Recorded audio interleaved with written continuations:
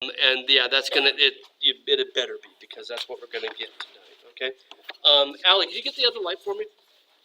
So Peyton, why is he naked? Right? Okay. So neoclassicism.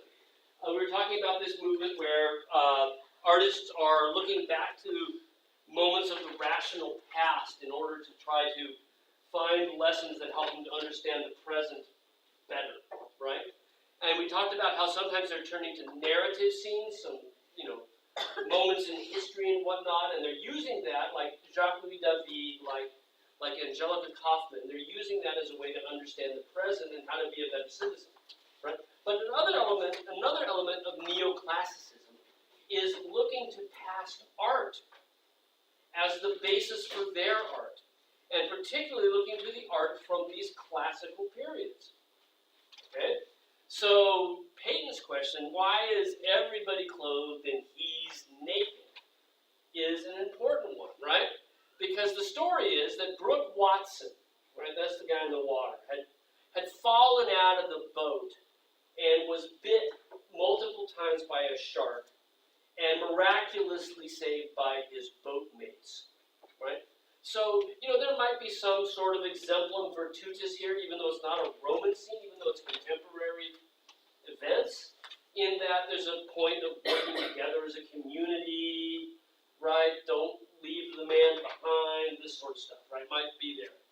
But the bigger question is, how did his clothes it's sort of like, have you ever seen the movies Gratuitous Nudity, where all of a sudden it's like, oh, look, their dress fell off.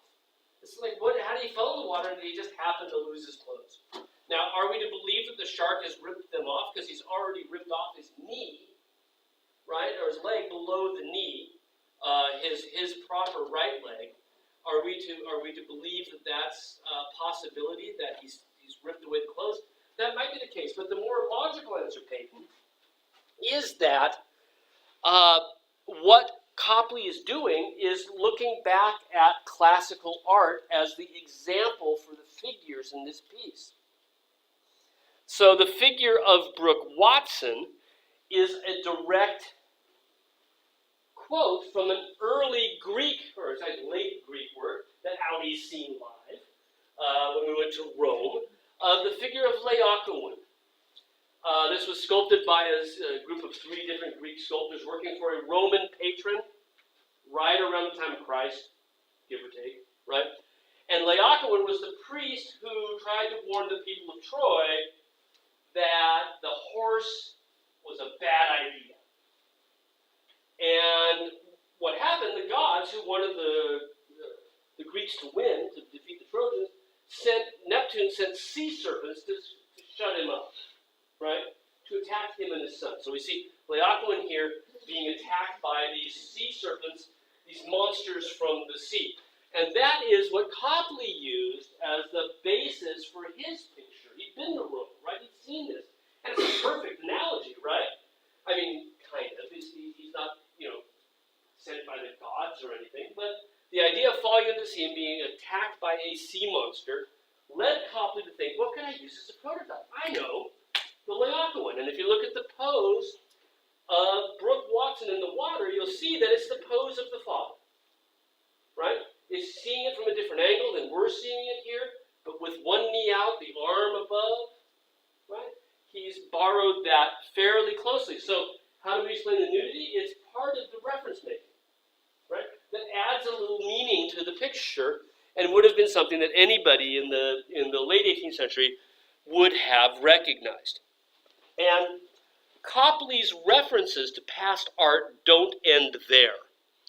He makes numerous references to works of art that would have been immediately apparent, and this is why you take in art history classes, to know what they are, right? So you'll notice that here within the boat, the figures are all crowded up toward the prow, and one guy is going at the shark, and he's got a harpoon, right? And he's going to, his part of trying to save them is to kill the shark, while everybody else tries now to rescue him. You'll also notice that there's non-Caucasian, almost at the apex of the group. It almost like builds up to the top, and he's at the very, very top. And one of the things we start to find when we get to the Enlightenment and its interest in the equality of all people, right? Shedding the light of reason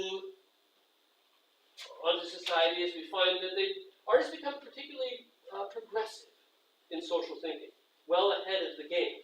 Right? Slavery is still legal in the Americas, but one of the heroic figures in this painting is, in fact, non-white, which is pretty progressive, but again, reflective of this Enlightenment period that is trying to shed light on society and that light of equality, if you will. The figure that's next in the spearing is also kind of ripped off, if you will, quoted from a Raphael painting. We saw Raphael before, right? You remember him from the High Renaissance, one of the paragons of that era of perfect classicism. So this is neo-classicism, right? A new form of classicism. They look back at Poussin from the 17th century. They look back even further to other periods of classical painting. And so Copley's picture is kind of reference heavy. And that's true for a lot of neoclassical art. It makes references back to earlier works of art, but not every period, right? They don't like mannerism that much, although they don't know mannerism really.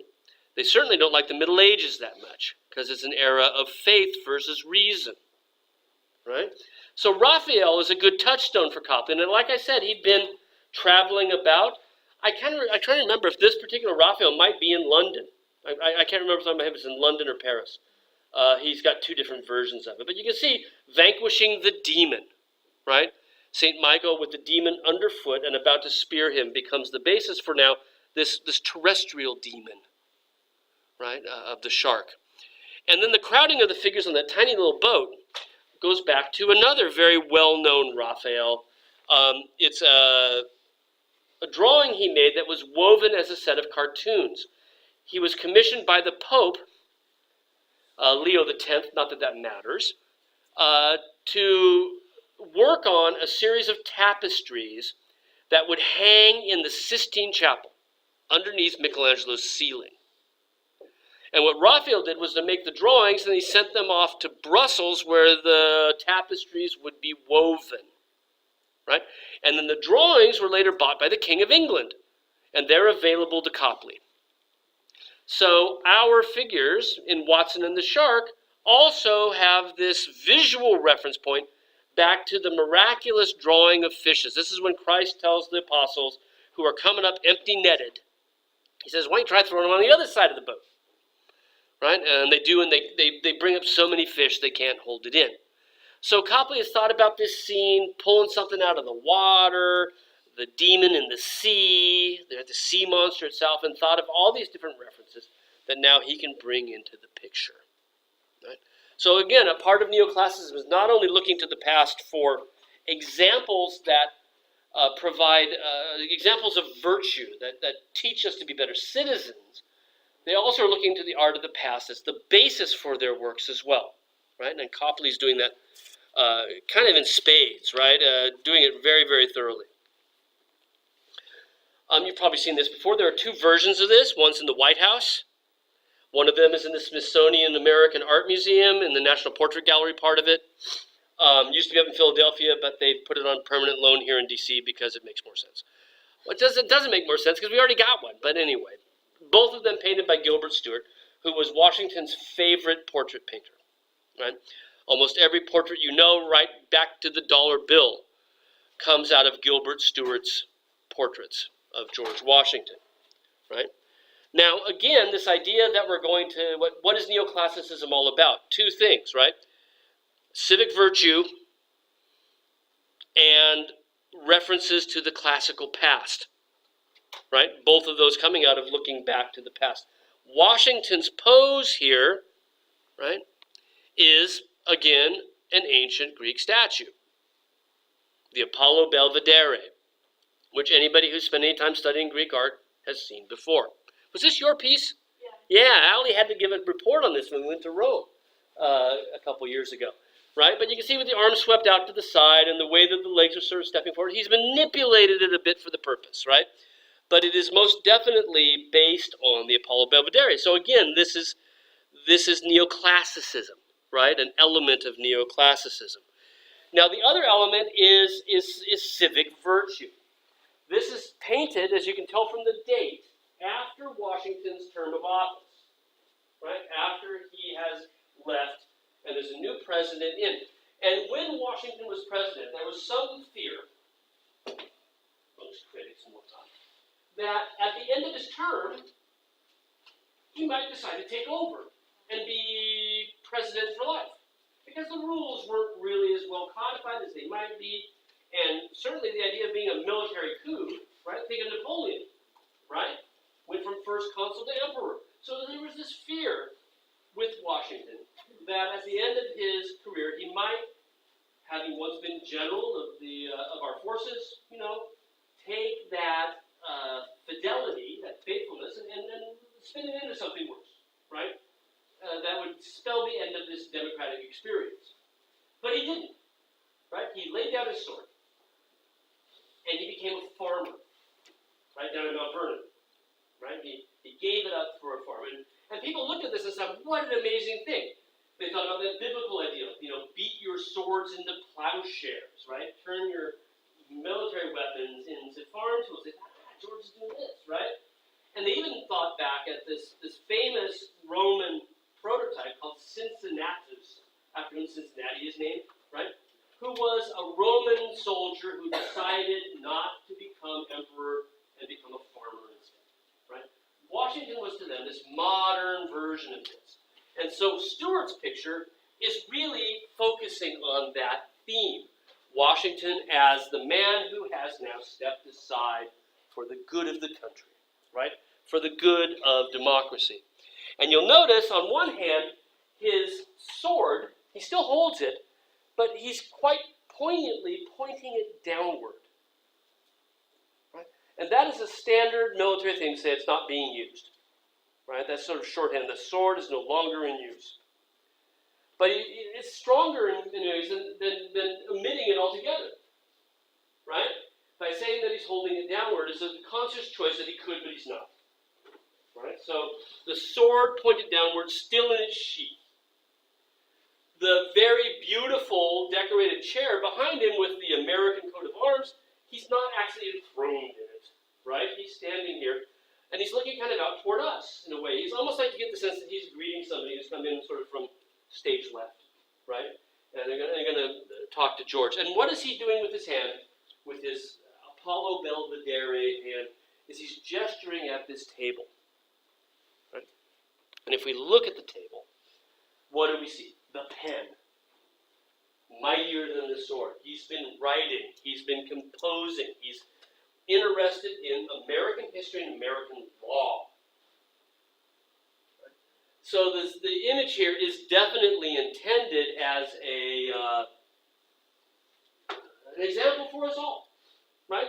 For the good of the community, put aside self-interest. Right? And he is now turned to a life of the mind. He is now turned to a life of contemplation rather than activity. Right? This is all very wonderful things. Underneath the table, two books, The Constitution and Laws of the United States and A History of the American Revolution. Right? Again, it's all about letters. It's all about reading and writing. This is what Washington is doing now, rather than what he's before. And Stuart has this nice little thing in the background, a rainbow, right, out the window. Because what is a rainbow? Right, it's God's sign of a hopeful future. Going back to the story of Noah and the flood, right? When the flood waters were ebbing, he saw a rainbow, and he was told that the rainbow was a sign of God's faithfulness to the future of mankind. Right? So in this case, the rainbow is suggesting that because Washington is no longer, right, he's pointing his sword downward, he's gesturing toward law, gesturing toward the Constitution, gesturing toward his own writings, that there is, in fact, a hopeful future for America at this very, very early stage in the game.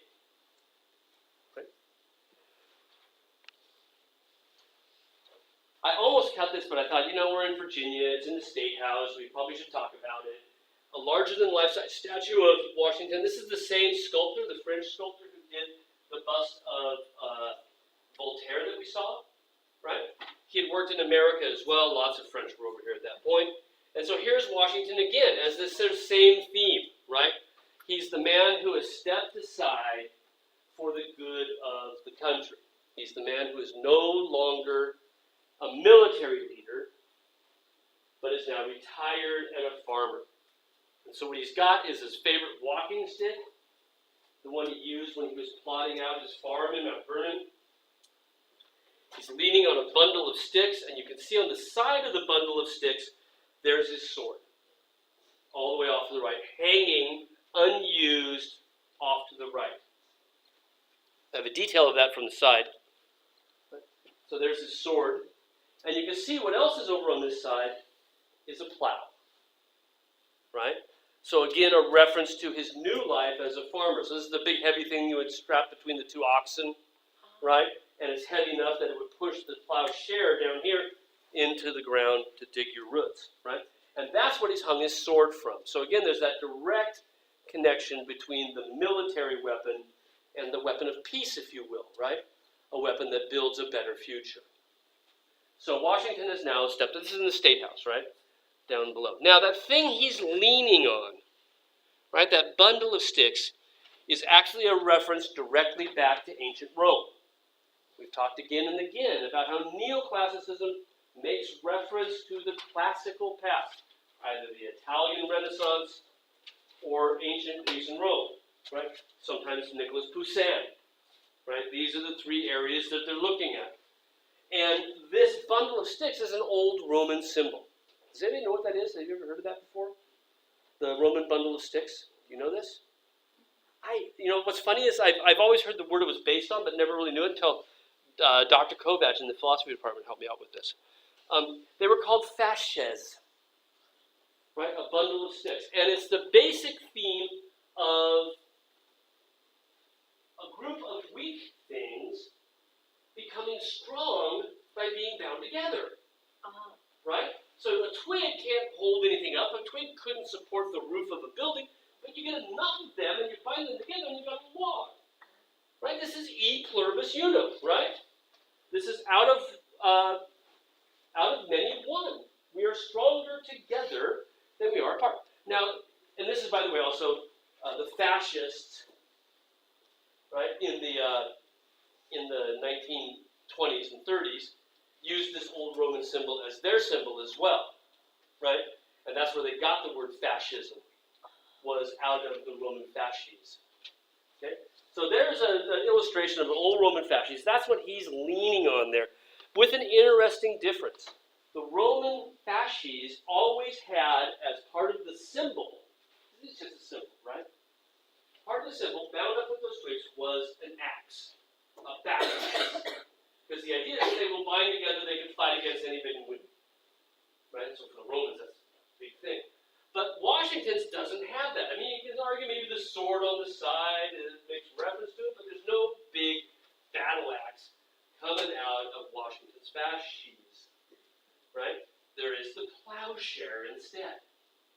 So again, it's manipulating this war-like reference into something from peacetime, which is part of the important message that all Washington images try to get across, especially in the moments, the years, the first decades after he stepped in. Right? So that's the fascism. Now, I wanted to show you a couple of things. It's everywhere. As soon as you see it, you realize, God, we Americans just love the fascism, right?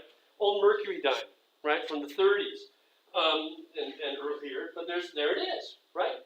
And notice that it's e pluribus unum, right? So there's our fasces, right?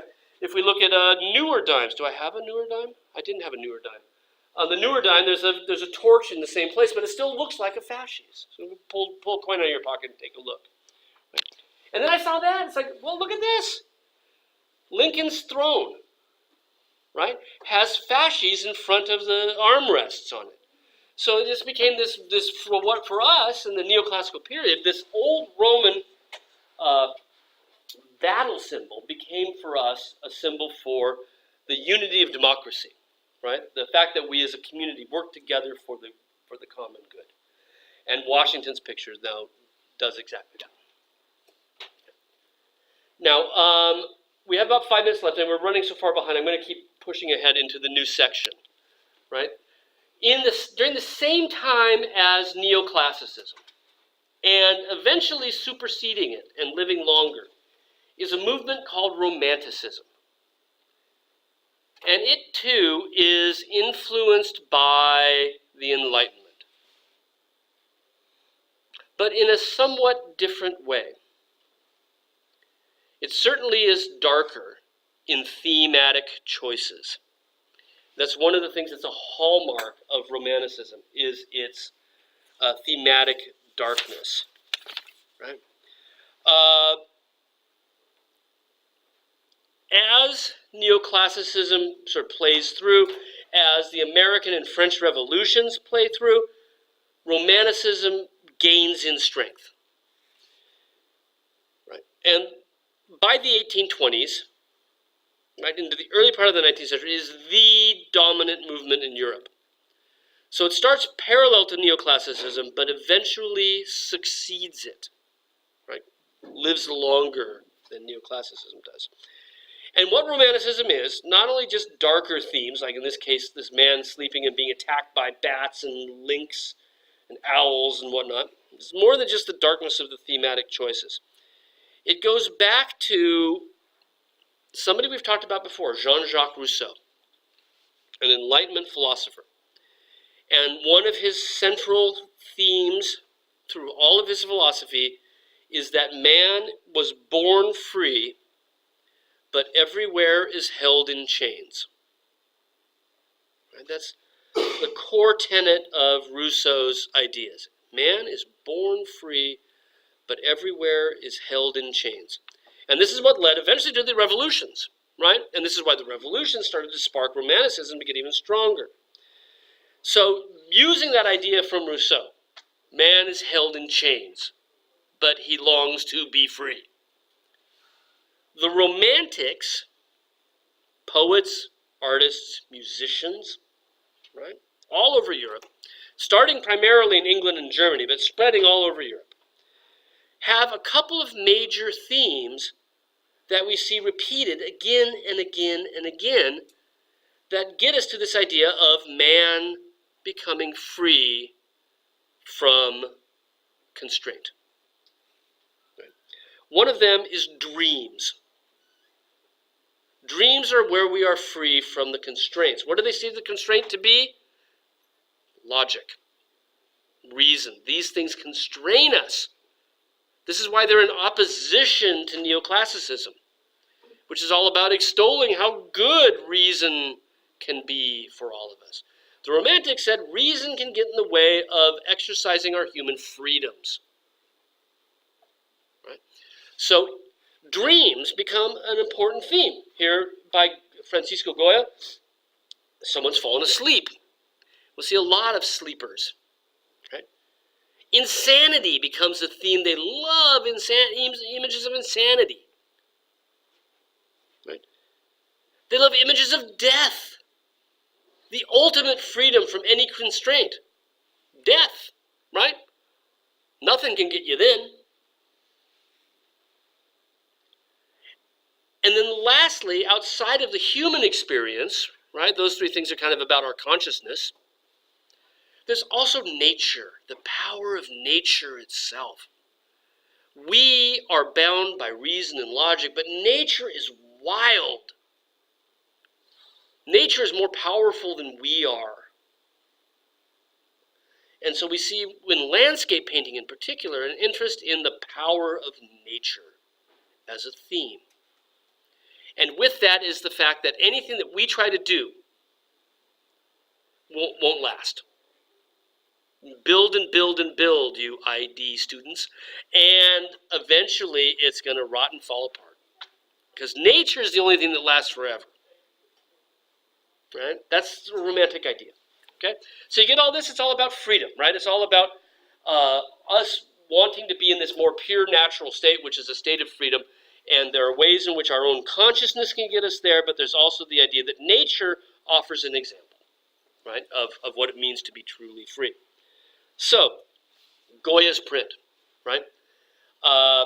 how does that fit into this? First, a bit of context. It was part of a book, a series of about 80, 90 prints that he did, issued in book form right before 1800. He was eventually censored by the government. They didn't like the images. They told him to stop printing them. I was just at the National Gallery, yesterday morning, and I took this picture. They have a bound version of it, right, before he was told to stop. So it's an original early 18th century bound image of it. Yeah. What did they say that was wrong?